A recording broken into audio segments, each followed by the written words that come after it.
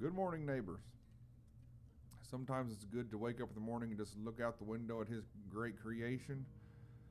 From the highest of heights to the lowest of lows, from the clouds to the dirt and the sand, and how He has every molecule in His mind and within His being in His hands. He's got it all. So sometimes you just have to stand in awe of all that He's done in the natural and in the spiritual. It's beyond our comprehension. You are beautiful beyond description, too marvelous for words, too wonderful for comprehension, like nothing ever seen or heard.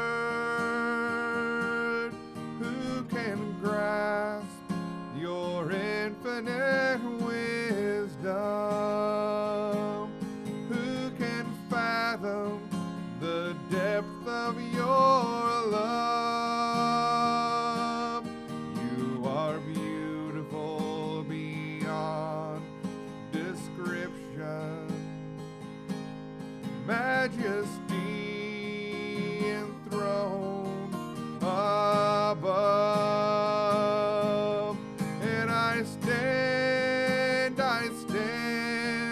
in awe of you. I stand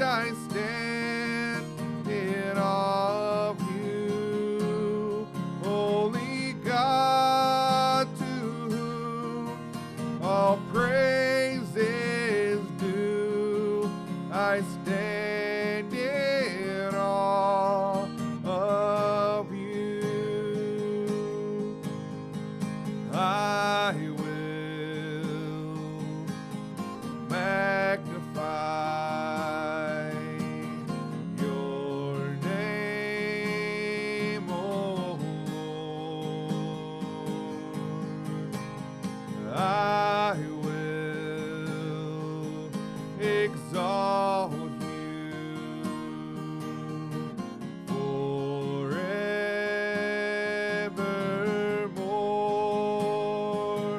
for you are King of kings and Lord of lords, and you reign in majesty. Omnipotent, Almighty Father, Creator of all things, and I stand in awe of you. I stand in awe of you, holy God, to whom all praise is due. I stand in awe of you.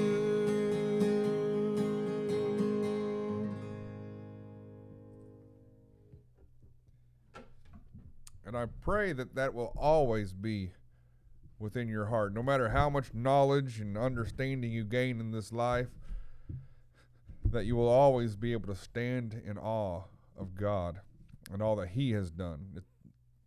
It goes so far beyond what we can comprehend. You can go to college, and what do? You major in something, and if you'll minor in something, but it's like, I'm going to devote myself to this study, and yet it's just one little aisle, this vastness of God. So you can come to the grips of all understanding of one subject, and yet what about all the other subjects? And and all these things, and it's beyond. I mean, it's really, you can't even comprehend it. You can't even explain it. That the vastness of space. We can't even get to the far reaches. We can't even begin. And yet here on Earth, the depths of the ocean, they said, unexplored. It's not even understood. And we'll say things are extinct. All of a sudden, oh my goodness, we found this plant. We thought it was extinct. But it's here. So I thought, Solomon, so wise that people would come from all around just to hear his wisdom.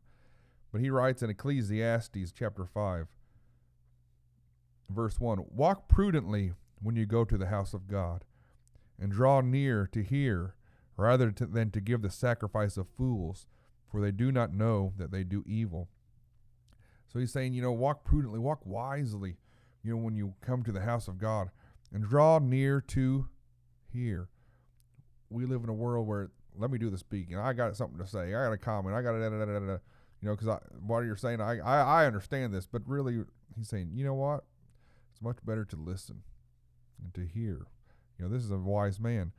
Do not be rash with your mouth, and let not your heart utter anything hastily before God.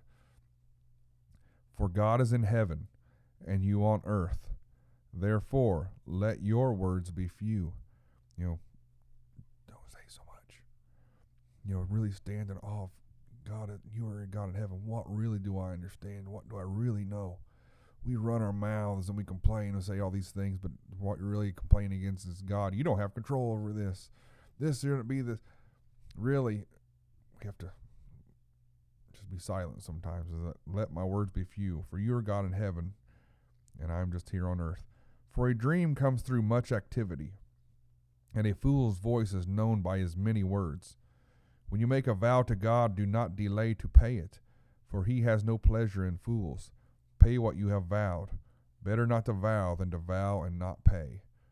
A lot of people, this is what they do. And sometimes we say, oh God, I'll follow you all the way, but then as soon as the first trial comes, I forget this, and you go backward, and he's saying, again, because another scripture says it's better never to begin than to begin and go backwards, because you become a testimony to the world.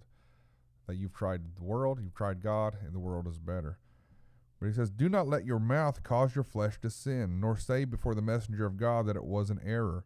Why should God be angry at your excuse and destroy the work of your hands? For in the multitude of dreams and many words there is also vanity.